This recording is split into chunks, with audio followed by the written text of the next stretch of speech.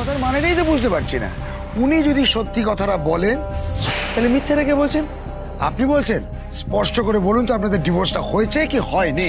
তোমাকে আমি সাবধান করে দিচ্ছি রিধিমা, যদি ঈশ্বরকে তুমি ভয় পেয়ে থাকো তাহলে সত্যিটা তুমি সকলের সামনে স্বীকার করো, আর না হলে খবরদার একটা মিথ্যে কথা তুমি যদি বলো তাহলে কিন্তু তোমার নরকেও ঠাঁই হবে না, এই কথা বলে দিলাম। আপনি দেখতে পাচ্ছেন অফিসার, আপনি দেখতে পাচ্ছেন কিভাবে আমার সঙ্গে বিহেভ করছে? সবাই আমাকে যা পারছে তাই বলে যাচ্ছে, অথচ আমি এই বাড়ির সবাইকে শ্রদ্ধা করে এসেছি, বড় বড় সম্মান করে এসেছি, কারোর সঙ্গে উঁচু গলায় কথা পর্যন্ত বলিনি। আপনি জিজ্ঞেস করুন তুমি আমাদের কতখানি সম্মান করো সেটা তোমার আচরণ প্রমাণ করে দিচ্ছে রিধিমা। যে নিজের সন্তানের জন্মদিনে পুলিশ ডেকে এনে এত বড় একটা গোলমাল পাকাতে পারে, তার মুখে এইসব কথা মানায় না। দেখুন, আপনাদের পারিবারিক ঝামেলাটা পরে মেটাবেন। হ্যাঁ, সারাদিন আমরা এখানে বসে থাকতে পারবো না, সুতরাং আমাদের অনেক ডিউটি আছে। যেটা বলা সেটা স্পষ্ট করে খোলসা করে বলুন। আমি আপনাকে বলছি স্যার, আমি আপনাকে সবটা বলছি। হ্যাঁ, এটা ঠিক যে অনির কাছে ডিভোর্স পেপার ছিল আর সেটা আলমারিতেই ছিল, কিন্তু তাতে আমার কোনো সই ছিল না।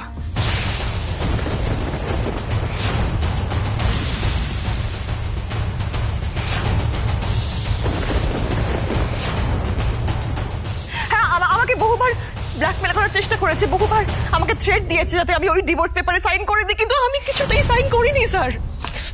চুপ, একদম চুপ রিধিমা সেন। তখন থেকে দাঁড়িয়ে একটার পর একটা মিথ্যে কথা বলেছে। লজ্জা করে না একটু আপনার? কোনটা মিথ্যে আর ওই অনির আমাকে ব্ল্যাকমেল করাটা মিথ্যে, নাকি আমাকে বলেছিল যে সাইন না করলে আমাকে বাড়ি থেকে বের করে দেবে সেটা মিথ্যে?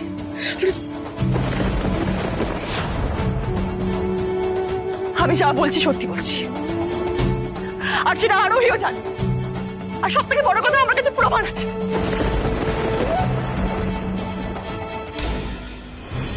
পিসমণি,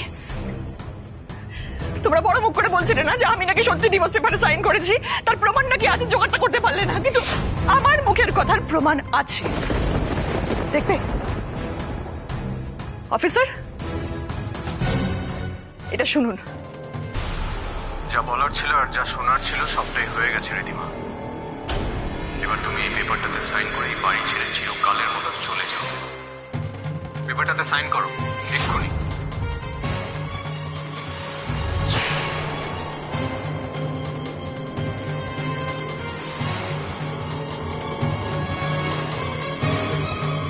এখন তো ভিডিও রেকর্ডিং করতে পারবো না, কিন্তু অডিওর প্রমাণটা আমি রাখবই।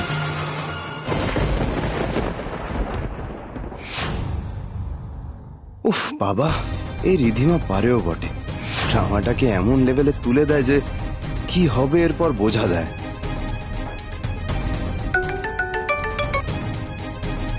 হ্যাঁ বলো। স্যার, আমি গভর্নমেন্ট অফিসারদের সাথে কথা বলে নিয়েছি, ওরা প্রায় কনভিন্স আছে। আর আমার মনে হচ্ছে অনিরুদ্ধ রায় চৌধুরীর কন্ট্রাক্টটা হাত থেকে বেরিয়ে সোজা আপনার কাছেই ঢুকবে। Great great. এবার তাহলে একটা কাজ করো। কি কাজ স্যার? অনিরুদ্ধ রায় চৌধুরীর কফিনে শেষ পেরেকটা পুঁতে দিয়ে এসো।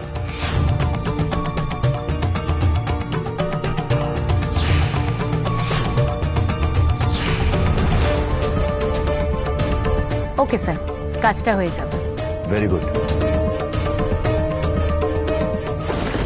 বুঝতে পারছেন তো এবার আমি কিভাবে দিনের পর দিন থ্রেট সহ্য করে এই বাড়িতে পড়েছিলাম? আমার কিন্তু এখনো খুব ভয় করছে, কিন্তু আমি মৃত্যুকে আর পরোয়া করি না, কারণ বেঁচে থাকাকালীন এরা আমার জীবন নরক করে তুলেছে। মিথ্যা কথা অফিসার, উনি সম্পূর্ণ মিথ্যা কথা বলছে। আপনি আপনার কথাটা একবার বিশ্বাস করুন। উনি নিজের স্বার্থে এই বাড়ি ছেড়ে একটা সময় চলে গেছেন, কিন্তু নিজের স্বার্থে আবার এই বাড়িতে ফিরে এসেছেন। তারপর ওনার এই স্বার্থলোভী স্বরূপটা দেখার পরে এই বাড়ির কেউ ওনাকে এখানে থাকতে দিতে রাজি হননি, আর তাই জন্যই মিস্টার রয় চৌধুরী কথাগুলো শুনিয়েছেন, আর ওনাকে ডিভোর্স পেপারে সইও করানো হয়েছিল। এটাই সত্যি, প্লিজ বিশ্বাস করুন। আপনারা বলতে চাইছেন যে আমি ওনার কথা বিশ্বাস করব না, বাট আপনারা কি করে ভাবলেন যে আপনাদের কথা আমি বিশ্বাস করব? অ্যান্ড মিস্টার রয় চৌধুরী, প্রমাণ ছাড়া আমি কোনো কথা বিশ্বাস করি না। মিস্টার রয় চৌধুরী, আপনি তো ডিভোর্স পেপারটাই দেখাতে পারছেন না, সুতরাং আজে বাজে কথা বলে সময় নষ্ট করে কোনো লাভ নেই। আপনার পালাবার কোনো পথ নেই, আপনি থানায় চলুন এবং আগামী বেশ কয়েকটা দিন কিন্তু আপনার ঠিকানা ওই থানার লক আপ।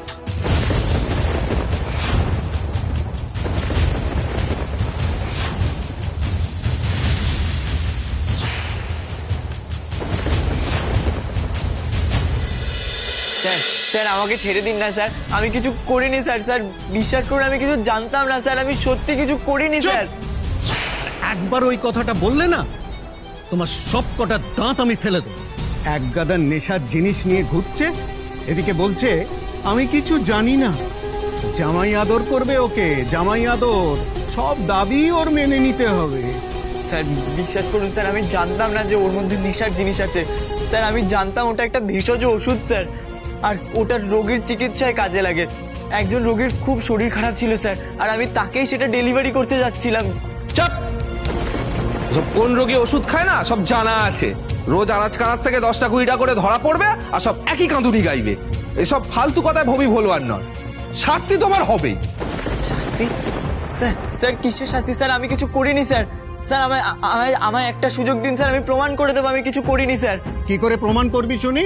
আমি মানিকদার হয়ে ডেলিভারি করতাম, আমাকে স্যার একবার মানিকদাকে ফোন করতে দিন। মানিকদাকে ফোন করলেই স্যার আপনারা বুঝে যাবেন যে আমি কোনো মিথ্যে কথা বলছি না স্যার। আর যদি তাতেও প্রমাণ না হয়?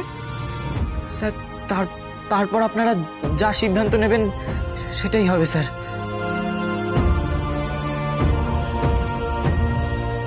বল নাম্বার বল। স্যার নাম্বার সেভ করা আছে স্যার।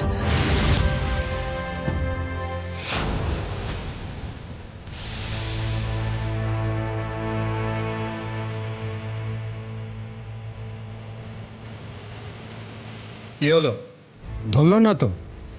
স্যার আমাকে একবার দিন না স্যার, আমি একবার চেষ্টা করে দেখি।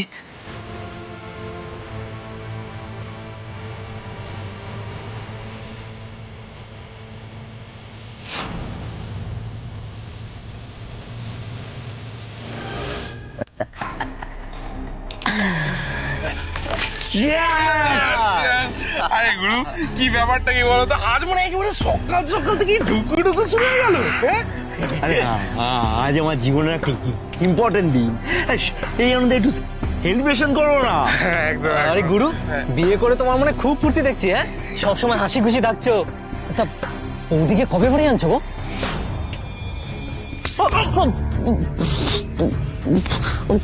আমি তোকে কখন বলেছি, হ্যাঁ আমি তোকে কখন বলেছি যে আমি ইয়ের আনন্দে খাওয়াচ্ছি? শোন, এই বিয়ে, অন্নপ্রাশন, জন্মদিন, পরীক্ষায় পাশ করার আনন্দ, এসবের থেকে না অনেক বেশি আনন্দ প্রতিশোধ নেবার আনন্দে। আর সেটা আজকে আমি পাচ্ছি, আর অল্প অল্প করেও উপভোগ করছি।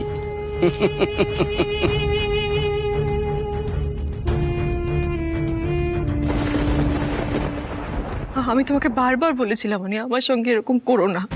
আমি তো বলেছিলাম যে আমরা যে 7 জন্মের গাঁট ছড়া বেঁধেছি সেই পবিত্র বন্ধনটাকে নষ্ট করে দিও নয় বাইরের মেয়েটার জন্য।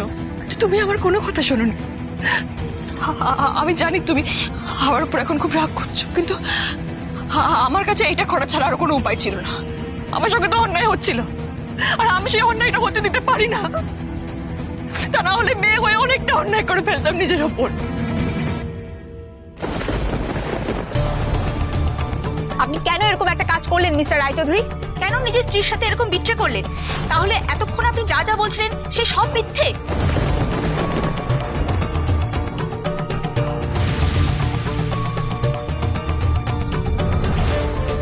আচ্ছা আপনারা তো অনেকে এতদিন ধরে চেনেন, আপনাদের মনে হয় ও এরকম একটা কাজ করতে পারে?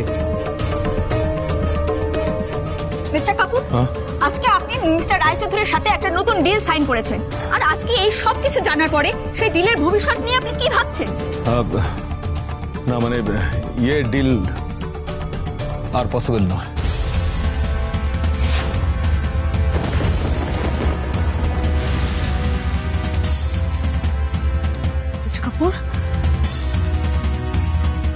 মিস্টার কাপুর, আপনি এতগুলো বছর ধরে অনির সঙ্গে বিজনেস করছেন, এতদিন ধরেছেন, আপনি মনে মনে বিলিভ করেন যে রিধিমা যা যা বলছে সবটা সত্যি।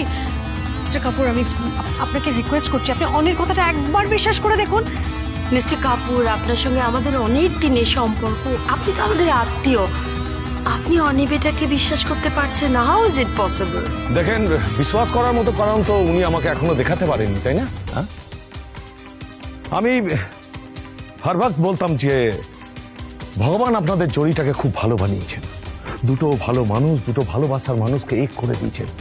কিন্তু নিজেদের ভালোবাসার স্বার্থে আপনি আপনার লিগ্যাল ওয়াইফের উপর মেন্টাল টর্চার করতেন, এই ধারণা আমার ছিল না মিস্টার রায়চৌধুরী। মিস্টার কাপুর, এটা সত্যি নয়, একটা কথাটা শুনলাম। বাস আর কুছ ছুট মত বলিয়েগা। এতক্ষণ ধরে আমি অনেক কিছু দেখলাম, অনেক কিছু শুনলাম, বহুত হয়ে গেছে। আজকের পর থেকে আমি আপনাদের সাথে বিজনেস আর বিজনেসের বাইরে অন্য কোনো সম্পর্ক রাখতে চাই না। আমি আপনাদের সবসময় ভালো চেয়ে এসেছি, আর যাওয়ার আগে আমি ভগবানের কাছে প্রার্থনা করব উনি যেন আপনাদের সৎ বুদ্ধি দেন। নমস্তে।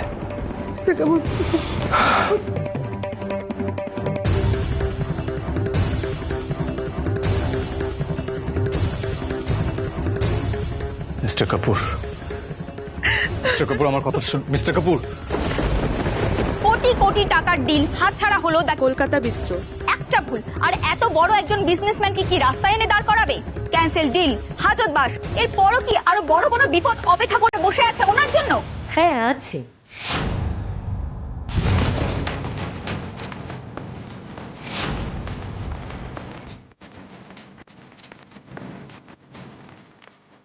আজ আমরা আপনার পুরো ঘটনাটাই লাইভ কভারেজে দেখেছি। আজ দেখেছি আপনার, সেই সঙ্গে আপনার পরিবার এবং আপনার বিজনেসের রেপুটেশন কিভাবে ধুলোয় মিশে গেছে, সবটাই আমরা খেয়াল করেছি। সুতরাং এরকম কারোর সাথে গভর্নমেন্টের এত বড় একটা প্রেস্টিজিয়াস প্রজেক্টের কাজ শুরু করা সম্ভব না।